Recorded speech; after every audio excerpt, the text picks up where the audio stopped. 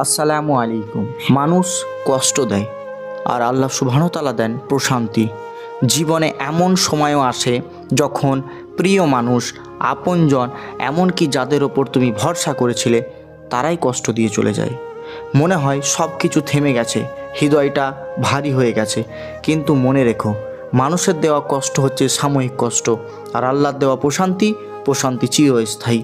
যখন মানুষ অবহেলা করে তখন আল্লাহ পাক তোমাকে নিজের দিকে টেনে আনে এবং কষ্টের সময়টাতে তিনি তোমাকে এমন এক শান্তি দেন যা কোনো মানুষ তোমাকে কোনো দিনও দিতে পারবে না।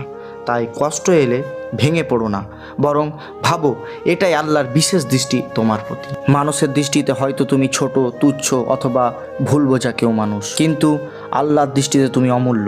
যখন মানুষ তোমার মূল্য বুঝে না, কিন্তু আল্লাহ জানেন তোমার প্রতিটি দৃষ্টি, প্রতিটি ত্যাগ, প্রতিটি অশ্রুর কথা।